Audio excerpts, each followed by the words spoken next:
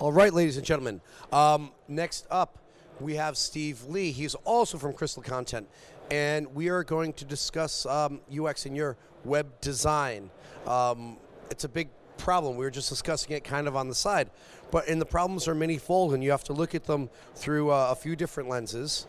And the problems that you have with your websites are always changing from a user experience point of view and making sure that user does what you want he or she to do.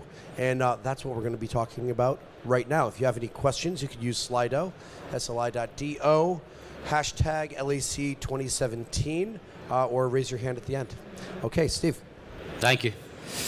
Thank you, Michael, and thank everybody for coming along today. As he said, my name's Steve Lee. Our business is called Crystal Content. We're a digital marketing agency that focuses specifically on the iGaming industry, have done for the past 7 years, helping affiliates to create better web experiences and make more money, essentially. So what we're going to talk about today is the combination of user experience, UX, and SEO, and how user experience has been more and more, becoming more and more influential in terms of the way that your site will rank and how that works. And whatever, take it back to basics, whatever we're designing a site, as we do for affiliates like yourself, the user experience and SEO are the two kind of base factors that you've got to look at when you're working. It used to be where you've got kind of two separate camps, where you've got user experience, so you've got search engine optimization guys in one corner who are saying, content, we need keywords, we need to get content on there, and we need to, which is great because we need to get people in to the site, because without users you can't have a user experience. And then you've got designers in one corner like myself who are then saying, well, no, we need to make it look good, we need to think about the user and what they're actually doing, and then how we can actually step them through it. And for a lot of people, it still is a case a lot of the time in terms of, it's a battle between these two and what you have to do with them. But more and more is changing now in terms of the truth is that we have to get these two to work together to make them achieve their goals. As I say, we're all pretty well versed in the benefits of SEO and what they need to do to drive people into your site. But why user experience? And that's what we're going to talk about today. So why is user experience not just important to convert your visitors, but how does it actually impact how people are actually finding your site? So to illustrate, we're going to talk about a theme park. Think about a theme park and think about the user experience. So people come to the park and what they actually do with it. And does anyone, show of hands in terms of, does anyone know who this guy is? That is Walt Disney. Very good, my man. Good. I expected that slide to take a bit longer, but that's okay. So this is Walt Disney. So we've got Walt Disney, who is known as the first UX designer, so first user experience designer. When you think about, he's dedicated to creating that ultimate user experience within a theme park or within Disney, within anything he's doing. And to this day, Disney, they still have what they call the 10 Disney commandments that they work through. So the web, obviously, a fair bit before his time, but what we want to look at is the top three, and what you can actually take away from today is in terms of looking at these top three commandments within it and what you can do to use them to create and improve what's happening on your website. So looking at these top three, know your audience. Walk in their shoes, understand what they're actually going through. What is your user, what do they like, what do they need, what do they want. Now that goes from the content side, so what you're actually putting on, but also how they actually interact with your site. So we'll look at a couple of ways that we can do that. Number two, to make it easy. Big thing for us is to never make a user think. If someone's coming into your site and then they have to think about what their next step is, and that's just, they're off straight away. We talk about that, Michael talked earlier on in terms of your 6-second attention span, so you've got to grab them, so you need to make it easy. So look at some ways for that. And then the third one is obviously to keep improving. So keep improving what you're doing and then testing how you're moving through the site. So, all the commandments and all these lead into one general theme, which is, creating that ultimate user experience. And you might think as well, okay, great, what's a theme park? It's Walt Disney, it's cartoons, it's whatever. So what does that have to do with me as a website, building my website, an affiliate website? So it all leads into that important question. So are you optimizing your website for Google, or are you optimizing your website for your customers? So there's a massive factor in there in terms of what you're looking at. And is there a trade-off between the two? So can you do both? So what's most important? It's figuring out what we need to do. But more and more, it's going back to that point that your visitors have to be able to find you, But then once you get them in, then what do you do with them? Because come back to this a number of times throughout the presentation, if you've got 10,000 visitors a month, but then they're not converting into anything, then it's just a waste of time. If it's not contributing to your bottom line, then it doesn't matter what they're doing. I'm sure you've all been asked that question before in terms of, okay, what's your traffic, how much traffic do you have? It doesn't really matter if they're not actually taking that next action. And if you're talking about optimizing your website for Google or for your customers, Google obviously is thinking about how they can actually deliver that ultimate user experience. Google isn't the bad guy. Google's there to provide you as a user of Google or whoever uses to then create that, to give them the best experience possible. So they want to give users the best experience, and then you should do that too. And then more and more, what we're thinking about is it's not SEO versus UX, it's SEO and UX, how these two can work together. And more the search engine, Google, let's talk about that, is striving to increase their user experience. They don't want to provide results to their users when they come into a site that isn't going to convert. So if people are taking that action on your site and what they're actually doing with it, you need to do it more. It's almost known as that, no one wants to link to a crummy site phenomenon. If you're working through within your site, people link in and then they're straight away and straight off. We need to actually develop and think about how that user works in within your site. To pick up on something that Google is doing more and more often now, it's called machine learning. And machine learning is how Google understands how users interact with your sites. It's not just about a bounce rate or where the traffic's coming from or what they're doing now. One of the Rank Brain, one of the recent algorithm updates that came out, is now looked at from a machine learning point of view as one of the third most important factor from a search engine ranking point of view. So they look at the site and look at what they're actually doing with it, look at how people are interacting with your site, and then actually deliver that back in the search results. So as long as you're optimizing for humans, you're going to be okay in terms of what you're doing. So let's optimize for those humans and think about it, and think about knowing your audience. So how do we know our audience and what can we do? Again, think about that. Think about the building that user persona.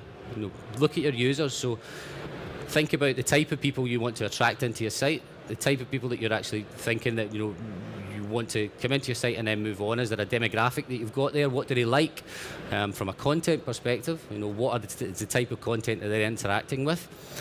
Who are they? Where do they live? You need to understand what your user actually is looking at. Google Analytics, obviously, it seems like a no-brainer, right? I'm show of hands in terms of analytics. Everyone use Google Analytics in terms of where we are? Superb, amazing. I'm more and more, I guess, amazed when people come to us. We run search engine optimization audits we do on sites for affiliates and different people. And one of the things that I'm still amazed at is the lack of people who actually have any analytics or any knowledge of what's happening on their site. Google Analytics is very easy to install, very, very straightforward to actually get involved. There's a wealth of data. It can be overwhelming at times, but what you need to do is you need that ability to first, at that very, very top level, to understand where your users are coming from and what they're doing with that. It can tell us a lot. One of the things that we can look at is in terms of the behavior flow, so how people move through your site, what they're actually doing with it. So, you can look at these and think, okay, certain page is working or people are exiting on a certain page, which is great, you understand that, but one of the things that you want to think about is, okay, I know this page isn't working because people are leaving, but why are they leaving and what are they doing with it? A couple of things that you can do to look at certain pages and again understand what your user's looking at. So this is kind of heat map tracking, which it's a little bit Big Brother. It's a little bit looking at what people are doing on your site. And this particular one we use, again, is very, very simple. It's a free tool to use to a level which is called Hotjar. So again, very, very easy to install that on your site. There are others. I believe True Conversion is a new one that's just coming out now, which is does similar things. But what this allows you to do is it allows you to look at where people are going, what links are working, how that actually relates into what you're doing. And one of the biggest things is Again, testing that out and testing out the different approaches that you're looking at with people. So it's a snapshot of what you have and what you are. So once you then understand what you're looking at, it brings us on to that next commandment, which is you've got to make it easy. You have to make it easy for the users that come in. When designing, you create clear signposts that you're looking at. If there's certain options, you've got a couple of major options. Think about the user journey. What action do you want that user to take? Never make them think back into that. Never make a user think if they come onto your site and think, okay, where am I going? What am I clicking on? What do I have to do next? Make it nice and easy for them. This is a lot of the stuff that we see all the time. You've got a lot of great offers from an affiliate's point of view, a lot of great offers, you want to push those out. If you come into a site and then you're just completely overwhelmed by the number of offers you've got, it's just confusing.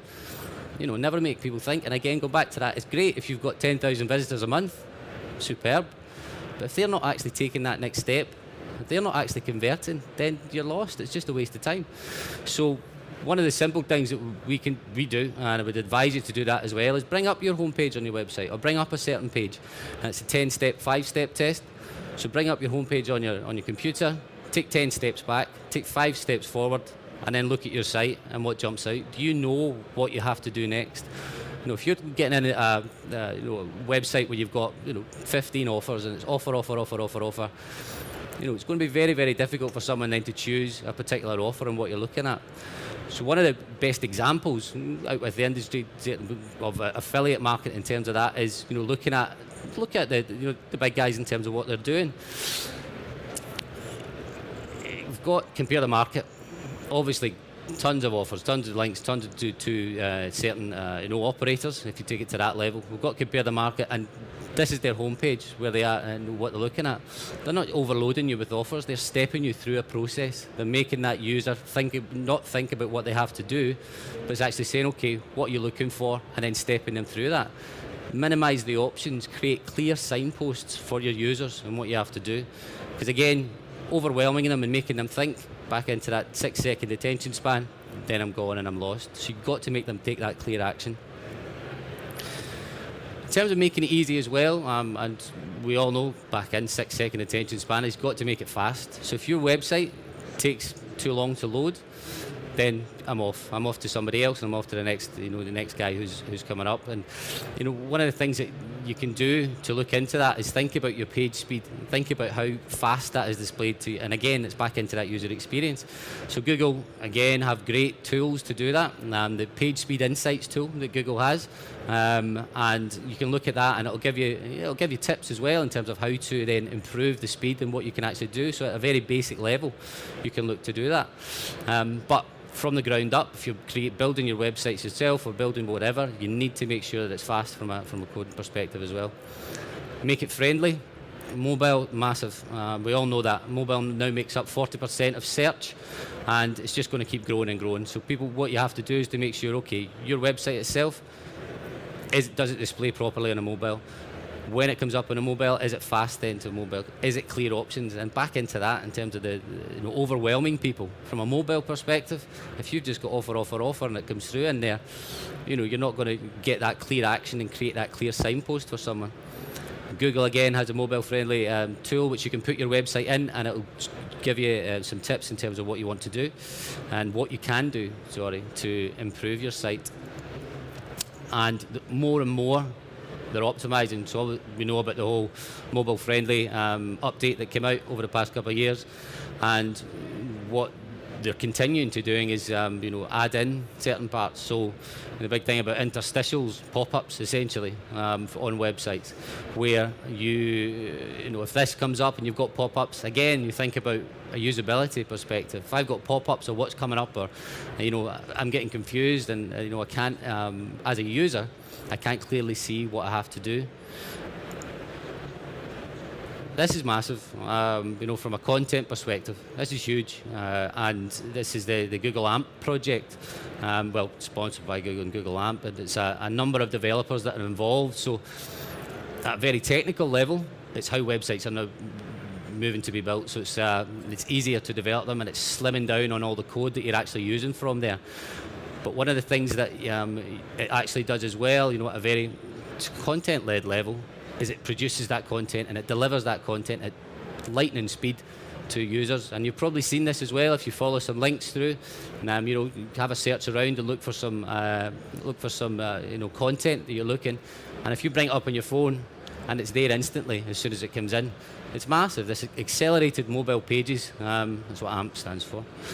So it just makes that, you know, content come straight in. And I would advise you, there are actually simple plugins that you can get for your WordPress site, where you can, and I believe it's partly developed with Yoast, where you can then you know, use just for your content section. So it will deliver those content sections, content on your pages in that at that incredible speed, and that's all that you want. Because once you get people into your site, back into that, don't make them think what you have to do, don't make them wait around, and don't make them think what the next step has to be. You've got to move them on from there. So all these elements, they all read back in to creating that ultimate user experience, and that's why it's so important, you know, from a design or an SEO point of view. You want to get that traffic in, and then you want to make them take that action. But more and more, that user experience is defining if you can actually get that traffic in the first place, and that's a massive move. So the final commandment of old Walt Disney is that keep improving.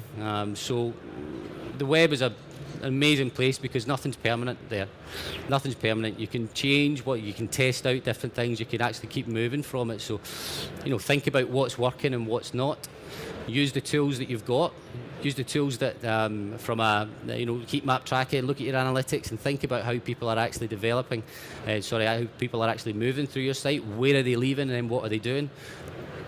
Because ultimately, you want to get to that desired objective, which is making sure that people take the action, because you want to make the money from it. Because you've got to make that conversion, and the web is a perfect place to test that. You can run split tests, specifically through Google Analytics as well. Split tests in terms of a homepage or a particular landing page that you have. Run two versions of it at the same time. Run it for a certain period of time. Send people down both ways and think, okay, this one's working a bit better. You see incremental increases, you know, but those incremental increases, they'll be huge for you. You know, if you've got those 10,000 people coming into your site, make sure that they're taking that action. So you've got 5,000 who are looking at one version of a page, 5,000 who's looking at another. That one version does better than the next, then you go with that version. But then you keep iterating and you keep trying to improve. And that's, again, when we see sites, you know, some sites can just sit there and there's no development in them for years, and then people are surprised that they're not working. You need to keep testing, you need to keep moving, and you need to keep trying to develop that for you. So again, it's not SEO versus UX, it's SEO and UX. So these guys, you know, both are working together, love each other. So what you have to make sure is, again, you're optimizing for the user. Because more and more in Google, and that's the way it's going to go, you know, they want to deliver that user experience. So more and more and more, they want to make sure that you're delivering that best user experience, and you're getting those clicks through to your certain people. So thank you for that. And Steve. Thank you. Ladies and gentlemen, Steve Lee. All right, we have some time for some questions. First one, how do you fit CRO into the mix, especially with Google Optimize coming out? How do you fit CRO into the mix? I think if you're kind of thinking about what you're focusing on most, you know. And again, Google's always going to change. So Google Optimize will come out, you know, Google Water will come out, or, you know, they're always going to change that algorithm. And, you know, different elements, you know, they're always going to change how they're working for it. But if you develop and you focus straight on that user experience, and you're always developing for, you know, to improve, you're always working to improve that user experience, and you've got to make sure that that's your bottom line. So it's not, you can get, people get very, you know, dead up on, you know, how I'm going to get traffic in and using different things. So is it white hat techniques, black hat techniques? It was quite an interesting one of the talks yesterday. Talked about, you know, your black hat, you know, techniques is it's a house of cards essentially. So, you know, one change in an algorithm, you might be getting 10,000 visitors. One change, and then you're dropping straight down.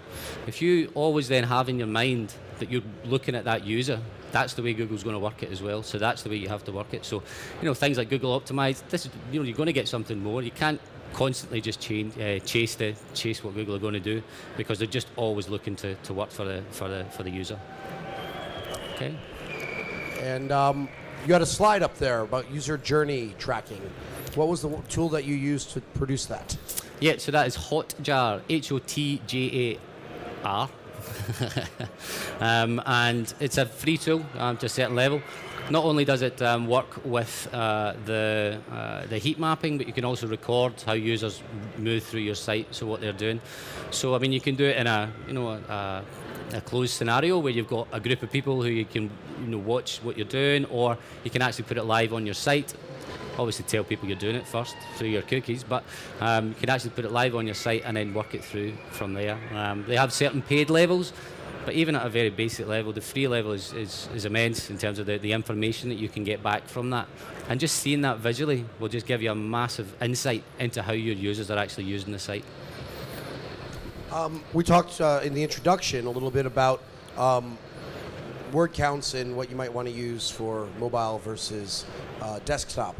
If you had a desktop site that's ranking very well and you wanted to create that page for a mobile user on mobile index, then would you reduce the number of words, or would you keep the exact same content for both?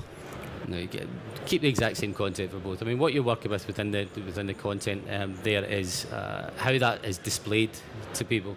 So, content is massive. I mean, you need the content on your site to be able to direct in, from a mobile site or any other site.